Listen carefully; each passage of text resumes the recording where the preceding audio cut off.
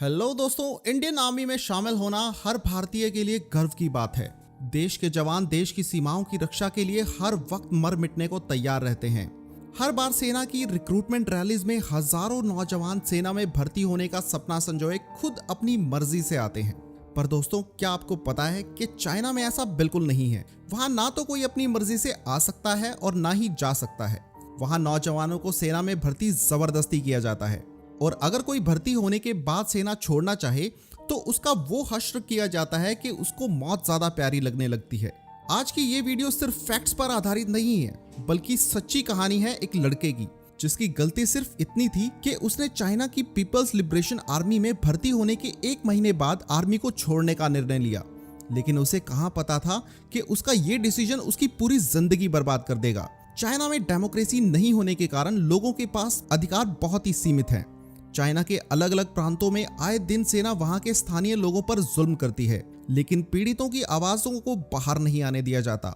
इस लड़के की आवाज भी बाहर नहीं आ पाती अगर ये हिम्मत करके पीएलए की इंग्लिश वेबसाइट पर अपने साथ हुए अत्याचार और चाइना की आर्मी के काले कानून का कच्चा चिट्ठा उजागर नहीं करता। आखिर ऐसा क्या हुआ था उसके साथ? क्या होता है अगर कोई चाइना की मिलिट्री ज्वाइन करने के बाद छोड़ना चाहे? कैसी होती है एक चाइनीज सोल्जर की जिंदगी? चलिए जानते हैं आज की इस वीडियो में। ये घटना है दिसंबर 2019 की।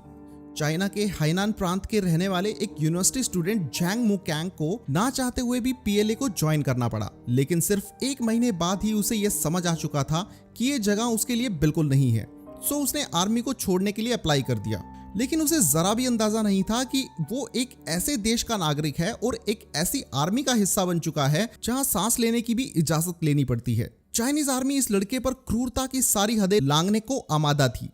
पीएलए अपने देश के बाकी नौजवानों के सामने एक ऐसा एग्जाम्पल सेट करना चाहती थी कि फिर भविष्य में कोई भी चाइनीज आर्मी को ज्वाइन करने के बाद छोड़ने की हिम्मत ना कर सके।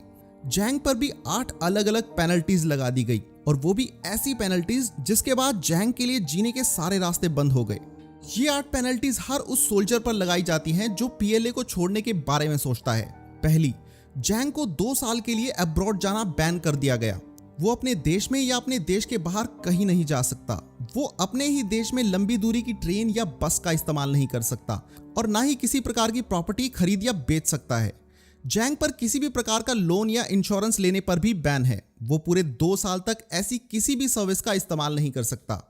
पेनल्टी नंबर 2, ये पेनल्टी शायद किसी भी इंसान को तोड़ने के लिए काफी है। जैंग का पूरा करियर तबाह कर दिया गया। उस पर जिंदगी भर का बैन है कि उसे कभी कोई गवर्नमेंट जॉब नहीं मिलेगी, इवन टेम्परेरी भी नहीं। कोई भी सिविल अथॉरिटी या गवर्नमेंट एजेंसीज उसे नौकरी नहीं देंगी, और जिस पर इस तरह का बैन हो उसे प्राइवेट जॉब भी नहीं मिलती। पेनल्टी नंबर 3, जैंग का मिलिट्री स्टेटस चेंज करके रिजेक्शन ऑफ मिलिट्री कर दिया गया। मतलब उस पर एक ऐसा काला धब्बा लगा दिया गया जिसे लेकर उसे पूरी जिंदगी रहना पड़ेगा। पेनल्टी नंबर 4, जैंग पर बैन लगा दिया गया कि वो पूरे 2 साल तक किसी भी स्कूल या कॉलेज में वापस नहीं जा सकता। मतलब जो पढ़ाई उसकी यूनिवर्सिटी में छूट गई थी वो अब उसे वापस जारी नहीं रख सकता, और वो भी पूरे 2 साल तक। पेनल्टी नंबर 5, जैसे हमारे देश में सैनिकों को बहुत सी सुविधाएं और प्राथमिकताएं मिलती हैं, ऐसी ही कुछ प्राथमिकताएं पीएलए के सैनिकों को भी मिलती हैं, जिसके लिए जैंग पर बैन लगा दिया गया। पेनल्टी नंबर 6, जैंग पर $4000 यानी करीब 3 लाख रुपयों का फाइन लगाया गया। और सिर्फ इतना ही नहीं, जैंग पर $3750 यानी करीब 2,80,000 रुपए ट्रेनिंग के खर्चे के रूप में भी वसूल किए गए। पेनल्टी नंबर 7, तो अब आप कोई नौकरी नहीं कर सकते क्योंकि बैन है। अब आप कोई पढ़ाई नहीं कर सकते क्योंकि उस पर भी बैन है। तो अब बचा क्या? क्या आप कोई बिजनेस कर सकते हैं? नहीं। जैंग पर इसके लिए भी 2 साल का बैन लगा दिया गया। जैंग पूरे 2 साल तक किसी भी तरह का कोई बिजनेस नहीं कर सकता। और आखिरी पेनल्टी, जो शायद सबसे ज्यादा परेशान करने वाली है, जैंग का मिलिट्री रिजेक्शन स्टेटस और उसकी सारी पेनल्टीज जैंग के फोटो के साथ देश के प्रमुख अखबारों में, टीवी पर और सोशल मीडिया पर दिखाई गई।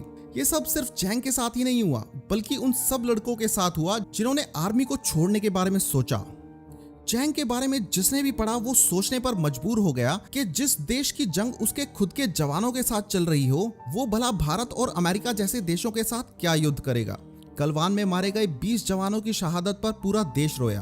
तो चाइना में जैसे एक आग भड़क उठी।